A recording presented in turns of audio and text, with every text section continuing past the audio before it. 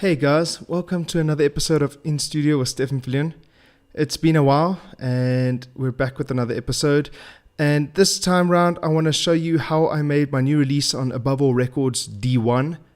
D1 is a track that's kind of a hybrid of tech trance and uplifting trance and psytrance. So I went to go see Snyder at Flight, and then shortly after that I went to a psytrance festival in Mozambique, and this is just the inspiration I had from those events, and so I made this track. It's out now on D1, so if you like it, please support it. And yeah, let's get into it. This is how I made it. For those of you who aren't familiar with the track, I'll play just some parts of it. This is the first main bass drop. As you can hear the rolling psi elements and the acid, etc.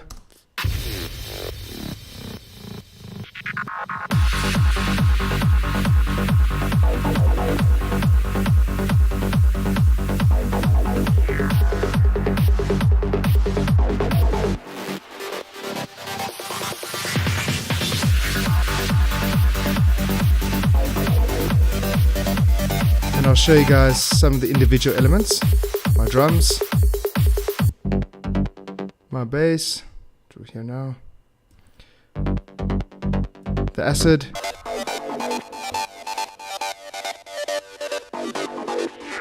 pads,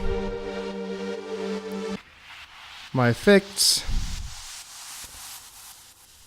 and let's see what we have here. Wait, that wasn't used. And then over here we got the main synths. Here we've got the main riff.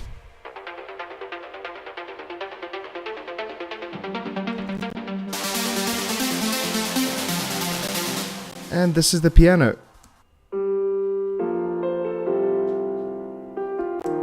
So now let's break it down and just kind of look at all these individual parts. So first of all, for the drums, started off with a nice kick.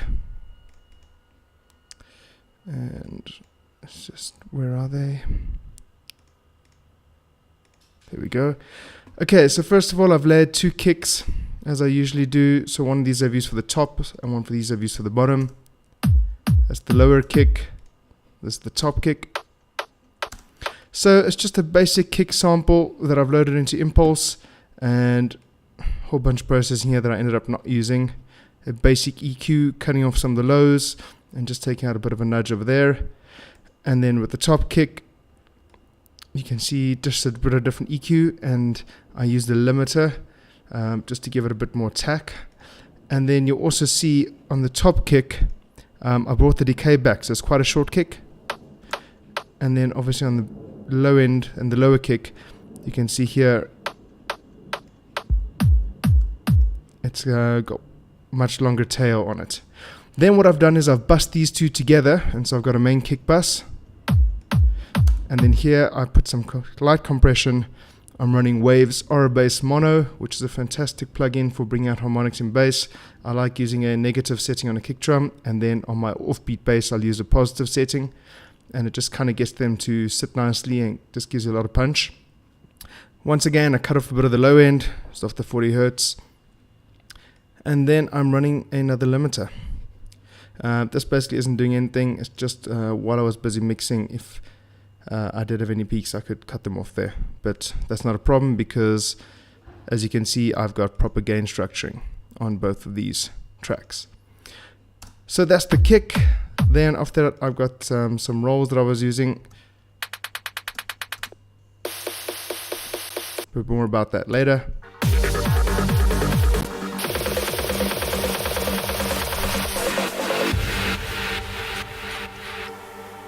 Then I've got that rolling percussion that you're hearing throughout the track.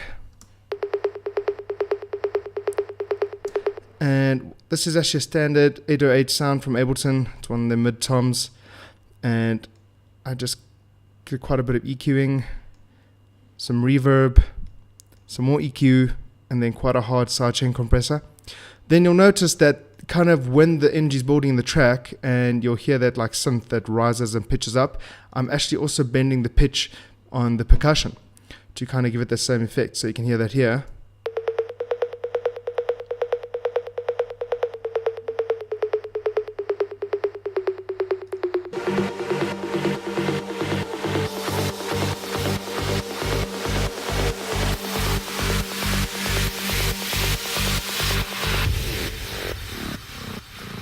And here you can hear it rising again.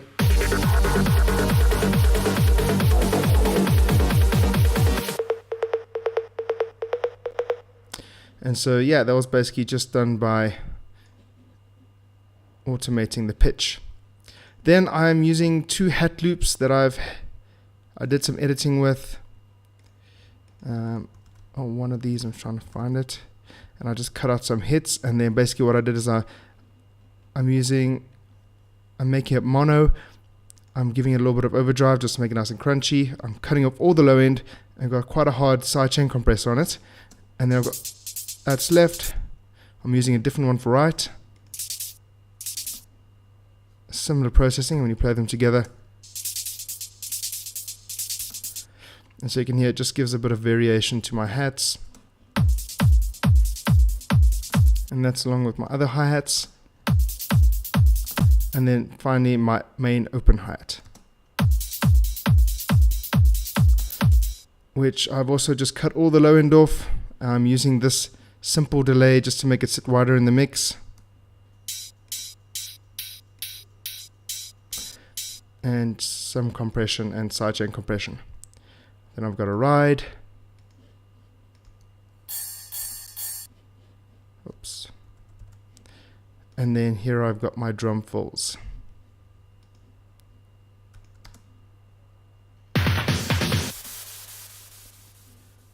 A crash.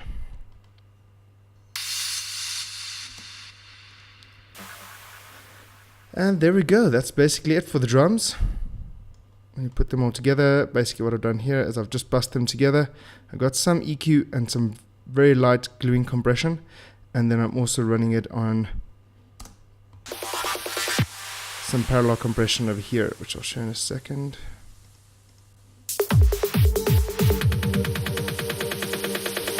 Here, this is a parallel compression return track for the kick and the snare. And the rest of the drums as well. And so as you can see what I've done here, I'm using Waves SSL. As it's a parallel compressor, I've got the threshold all the way down, attack all the way down, long release.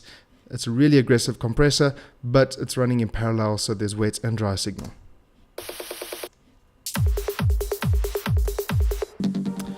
Right, next let's take a look at the bass. Let me just solo my kick. Okay, so the bass sounds like this.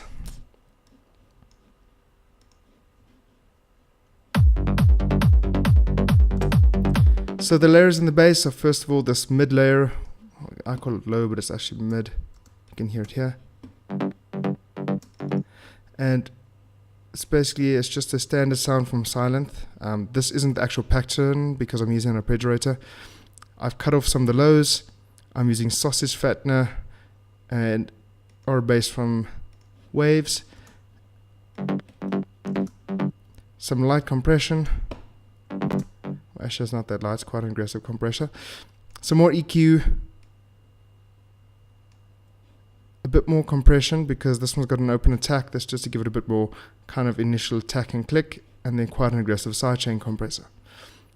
Then using the same kind of creative processing, I've then just got a higher layer over here, which is the exact same sound. It's just got more reverb and delay on it. Or actually all of the reverb and delay. So if you put them together, so as you can see, EQ, compression, and sidechain, and then I'm using the delay and the reverb that are built into Silent. And then we've got a sine sub bass. It's actually sine and saw. And then we put them with the drums.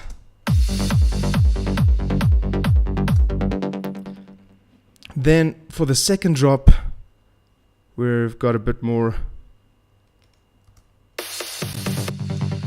Let's just find it. For the initial, for those of you who know the track, you get this big drop over here.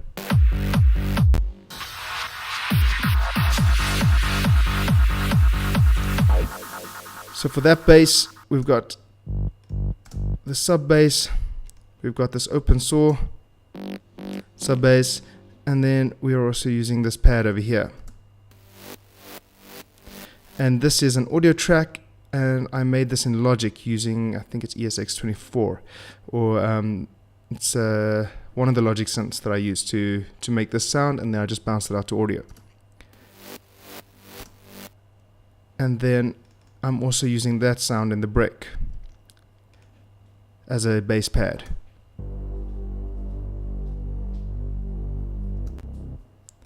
Can you hear?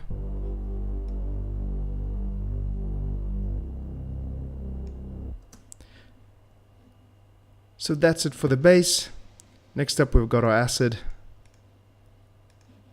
So you can have a listen to that over here. First of all, there's this sound, which is that first initial acid with the delay. And this is a sound that I made from Silent. As you can see, it's initialized preset, sausage fattener, EQ, auto filter, quite an aggressive ping pong delay, and a compressor.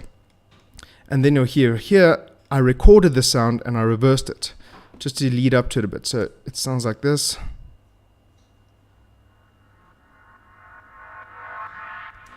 And then if you play them together, they sound like this.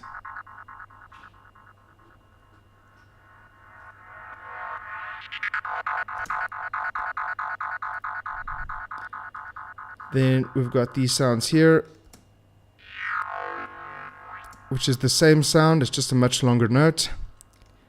We've got some acid sounds over here, sound like this.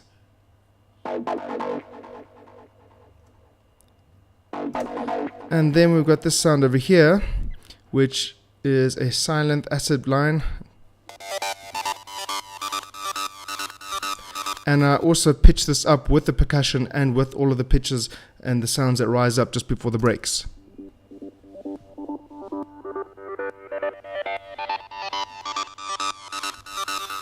And then finally we've got these two here.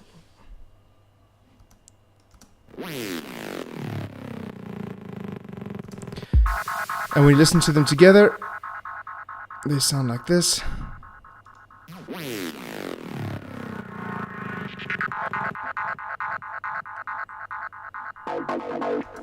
And if you listen to them with the bass, they sound like this.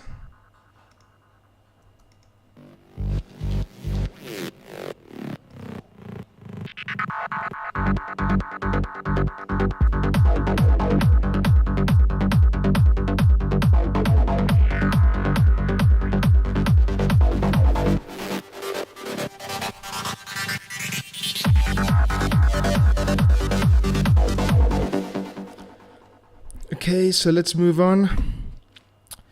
Next up, I've got my pads. As you can see, just the basic chords from the track. And now I've got a number of layers. I've got this pad here from Silent.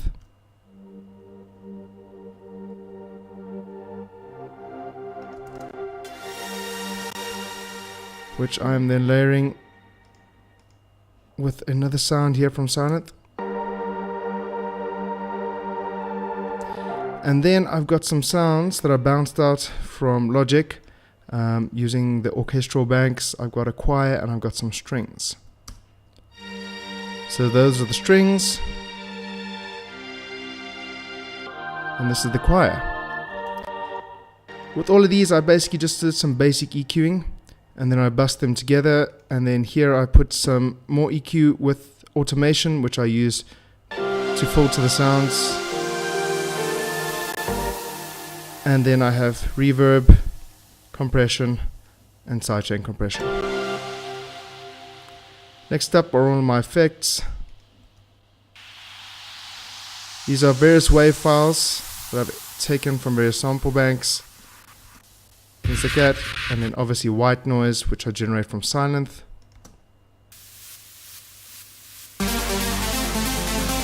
And then I have this big sweep, which is white noise from Silent that I automate using a auto filter. Where is it? There we go.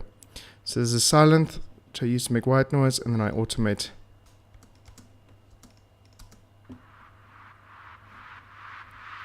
the cutoff. Next up is the main riff. A lot of people have been asking me about this. It's a couple of sounds from Silent that I've layered together.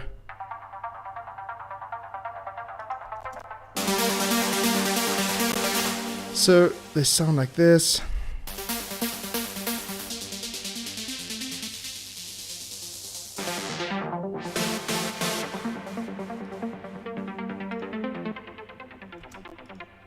Great, these two I'm actually not even using. So it's 1, 2, 3, 4, 5 layers, and then I use this big pad over here for the open source sounds.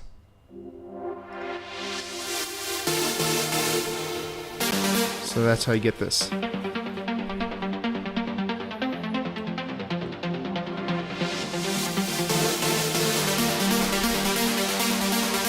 And then lastly is the piano.